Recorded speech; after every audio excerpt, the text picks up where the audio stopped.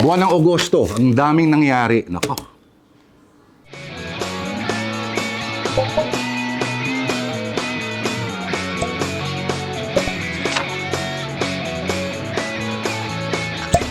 Agosto, buwan ng wikang pambansa ayon sa Proclamation No. 1041 ng 1997. Agosto ay buwan din ng kasaysayan.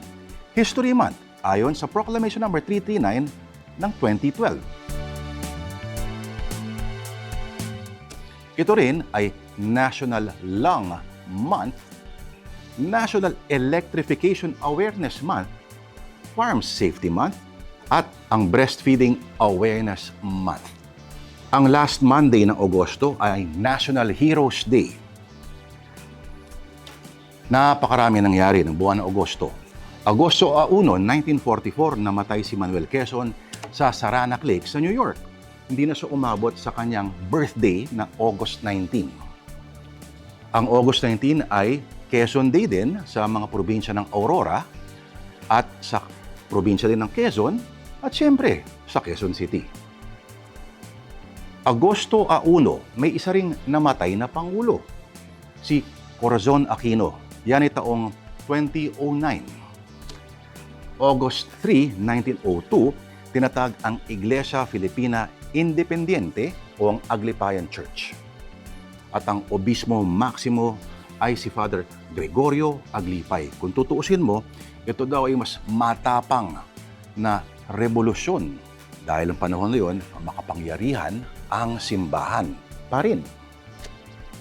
August 8, 1901, tinatag ang Philippine Constabulary na ngayon ay ang Philippine National Police. Kung iisipin mo na ang Philippine Constabulary ay binuo para tugisin ang mga tinuturing nilang mga bandido, pero sa mata ng mga Pilipino ay mga anti-colonial na mga bayani natin. August 10, 1519, nagsimulang lumayag si Ferdinand Magellan mula Espanya. And after almost 2 years, ay mararating niya ang Pilipinas.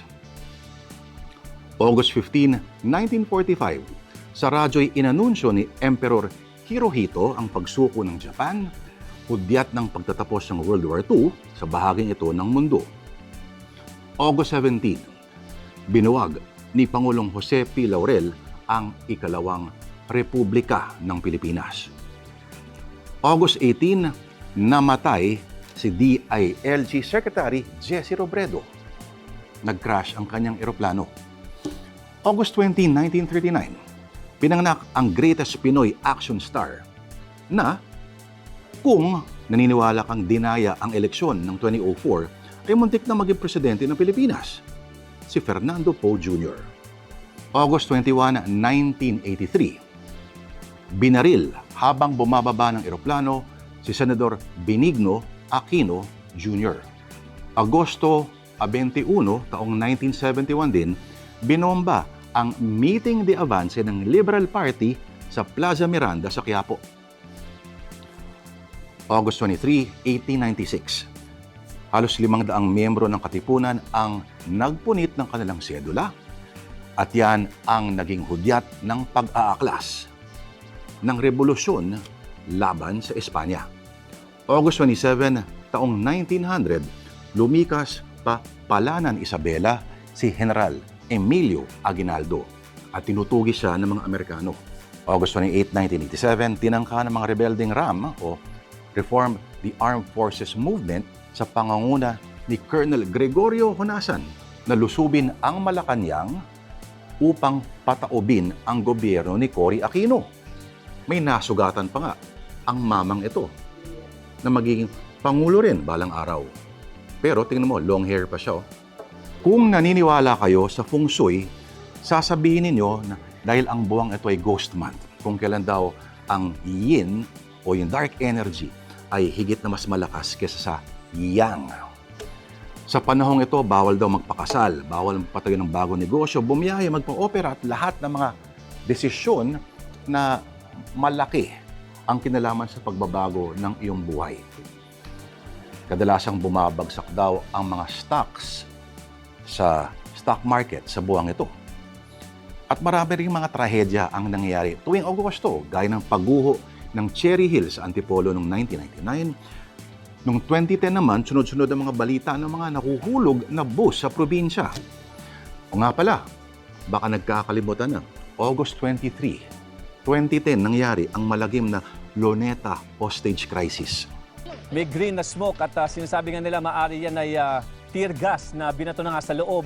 Nagkaroon ng putukan at pagkatapos ng ilang sandali, ang ating kapatid na si Erwin Tulfo, nakita niya na nakahandusay na doon sa may harap ng bus, doon sa may mismong pintuan, ang hostage taker na si Rolando Mendoza. Ito pa isa, August 29, 1916, dahil sa Jones Law, maari nang mahalal sa gobyerno ang mga Pilipino. Tinatag sa ilalim ng Jones Law ang Senado. Tingnan mo nangyari ngayon.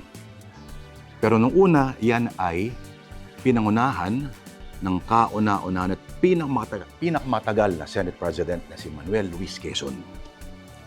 August 30, 1850, sinilang sa Bulacan ang sinasabi nila na santong patron ng mga Pilipinong mamahayag, si Marcelo H. del Pilar. August 31, 1907, pinanganak ang sasabihin natin na pinaka-popular, malamang, at pinakaminahal na Pangulo sa ating kasaysayan.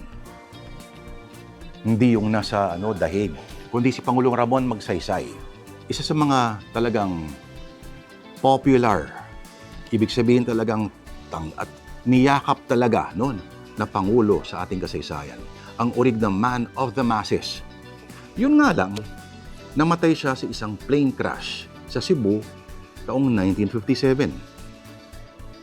Teka ha, tingnan natin. Anong meron sa buwan ng Agosto na nagsasagandaan ng mga pangalan? Ang mga tadhana, mga kapalaran. Dalawang Pangulo na pinanganak sa buwang ito, dalawa rin ang namatay. Isa nakaupo, namatay sa plane crash. Isang muntik-muntika na maging presidente. Sabi nila, kung di napatay sa airport. Kaya ang biyuda niya ang pumalit sa kanya. Ang biyuda niya ang naging presidente. Isang lingkod bayan na sabihin natin na popular din ang namatay sa isang plane crash at naging vice-presidente ang biyuda niya. Ano ang meron sa buwan na ito? Alam ko na kung bakit.